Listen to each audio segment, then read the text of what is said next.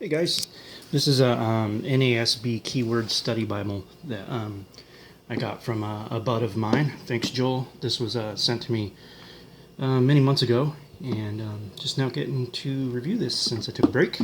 But anyways, so this wasn't from AMG. I did get a couple AMG Bibles from them personally that they'd sent months and months ago, probably like sometime last year.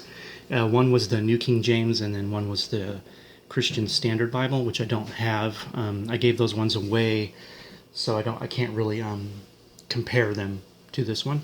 But I'll just go off of memory, or you can backtrack and look at my other videos and compare them. But I'll go off of what I remember. These Bibles are all pretty much the same. I've had people ask. I think maybe it's ChristianBook.com. One of them might have some printing errors about. Not in the Bible, but in their catalog, saying that that these are not stitched text, but they are. All the AMG Bibles that I'm aware of are stitched, so you're going to have stitching, Smith-sewn binding. Not just that, with these Bibles you get also the overcast stitching, which is where they stitch the first few pages here. If I can find it. Usually it opens up right to that spot because of, yeah, there it is.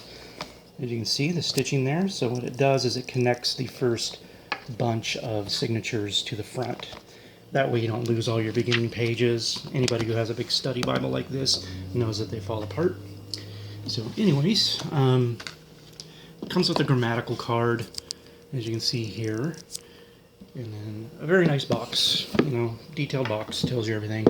I'll let you see this because this is pretty much what the KeyWord Bible is all about. So if you want to pause that and see it. And there's tons of other reviews on this, guys. I just want to kind of share the construction quality. I'm not going to go into like the high details about how the Bible works. Mainly it works off of the Strong's Concordance, Hebrew and Greek. And it picks out keywords like it says throughout the Bible. And you'll get a keyword, it underlines it, and then they put a number next to that. And then you can follow that number in the back, and it will give you the Greek and Hebrew definition of that word, so you can understand God's word a little bit better. Now, it comes in different translations, obviously. And but construction-wise, it's a really good Bible. The genuine leather is very thick compared to most genuine leathers. Reminds me a lot of the NASB Lockman, like genuine leathers, very thick filling. They use a pretty good piece of leather on there for a paste down Bible. A paste down, if you're new to my channel and Bibles, just means that they don't use leather on the inside. They just use like a synthetic liner here, and they paste it down to the genuine leather.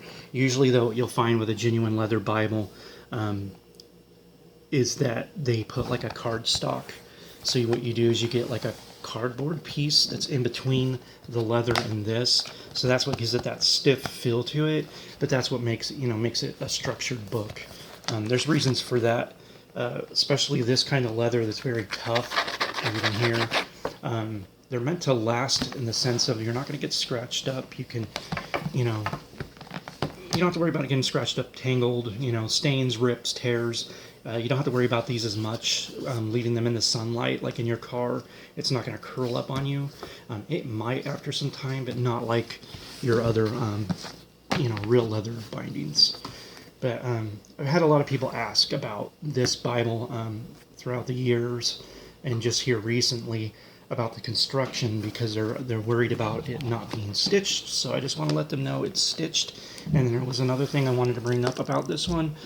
I've noticed that the quality difference in these is pretty much the same as in the construction. You're going to get the same binding, same leather, but it changes a little bit with the paper, I think. Sometimes I've noticed that the paper is a little bit, the opacity is a little bit different. You can see through, like this NASB one, has a little bit more ghosting that I noticed than the New King James and maybe the CSB, if I can remember. I'd have to backtrack and look at my videos. But I remember that those didn't have as bad of ghosting. The New King James might have been close to the same, but I think the CSB maybe had better opacity with that, which is a newer printing. I believe the CSB is new for them. So it could be that they've changed, these companies, they get, bulk paper just like any other company, and sometimes they don't stick with the same brand of paper, so you'll get a fluctuation in quality. So you'll notice, like with this one, if you get it, it's kind of hard to show on camera, but there's a blue hue, and you can kind of see it in the light, the window light. It's kind of a gray looking paper. It gives it like a grayish kind of, it's even this Lockman foundation is kind of like that. It has a little bit more pink to the color, as you can see. You can see kind of a pink hue. So this has more of a blue hue, so be aware of that. It might change with different translations that you get. And this one has a really strong kind of grayish and blue hue to the paper. So just be aware of that if that's something that bugs you. It doesn't really bother me. Some Bibles, like you can see the blue in that. See how it gets blue? Some get really strong like that. I've noticed that with a lot of these China prints. I think this one is a China. It might be South Korea. Let's see real quick. You get your introduction page. And yeah, it's South Korea actually. So some of these papers that they have now are really blue. It's very, it doesn't bother me, but I know how it can bother some people. And sometimes, yeah, it gets a little strong. The Lockman Foundation ones are very blue right now. The new ones they have are more blue than that. Kind of blew me away when I seen the last one I reviewed. But something I wanted to share with these Bibles, when you get a different translation of these KeyWord Bibles, the different publishers that they make an agreement with and they make these Bibles will use a different font. So if you're looking at a New King James, say a friend of yours has one at a church, or they have a King James one, you can't just base it off the font alone. If the font is something that you really like in one, make sure that you're going to get that same one, because if you get a different translation, these font styles will change. Now with the Lockman, what you'll notice is that the font is a very thin font. It's not like a super bold font. And it changes structure when, like, say the Lord or anybody references to the Old Testament, it'll get like a different style of font when he will refer back to the Old Testament, stuff like that. So be aware of that. And it has a different style look to it, and it's because of these publishers. If you notice, this is a Lockman Foundation one, and it has that same style font. It's a very thinner kind of font style, even though this is more cluttered.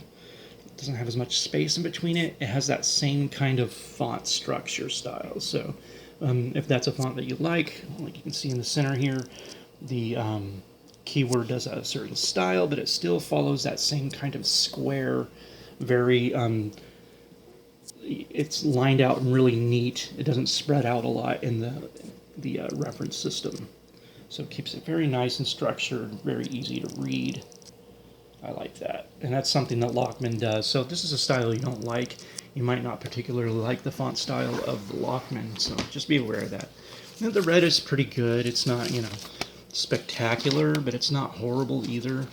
And the red font it's pretty good. It's not pink. And that's one major good thing. I like it a lot better than I would say like my Thompson chains. The ones you get now are more of a pink color. This isn't like that. So it does look good. If ghosting's an issue, you might not like this Bible. It has quite a bit of ghosting for some people that are, that irritates them. That would irritate you possibly, but me, it doesn't bother me. As you can see from up above, the camera's doing a pretty well, view of what you're going to see if you get the Bible. It shows the ghosting just a little bit more than the naked eye, so. But you get your back end, your dictionary, and then it has the Hebrew and Greek number that coincides. There's other videos where people do a more in-depth showing of the Bible. I just wanted to get at the style of the build of the Bible. You can see genuine leather. Really neat spine. I like the way it looks. It's just a really neat Bible. It has a really cool character. So it's one that I like. I think this is a study Bible every family should have. Every Christian family should have a KeyWord, a Thompson, and I think an open Bible. And maybe if you like the ESV, their study Bible is excellent. Very, very good Bible, even for just the studies. If you don't care for the translation that much, at least get it for the studies. It's a great study Bible. But this is a must-have. I love the KeyWord Study Bible. It's a great help for your family, and it'll help you in your studies and help you understand the Lord's Word. So anyways, guys, hope you liked that video. Oh, I had this other, my Allen NASB here to show you the same thing. This is an Allen, and they do the same thing. They go through Lockman and say, what do you want, Lockman? I assume that's how it goes, and they go with their same kind of font style. And this is a little bit more bold, but it's still that same style of font, same square, very easy to read, you know, very lined up. It's just the way they line it up and number it. It's different than other, like your older King James Bibles. So, but I like it. It's very easy to read. It always cracks me up because they say the NASB. Another brother online brings that up in one of his videos. That they say it's the most literal translation, but you can find here where it'll say, you know, literally with us. So why didn't they just put with us in that in the verse? It cracks me up. So most literal Bible with the most literal references, I guess, definitions in the center. So anyways, guys, I love y'all, and I'll see you next time on another video. God bless. Bye-bye.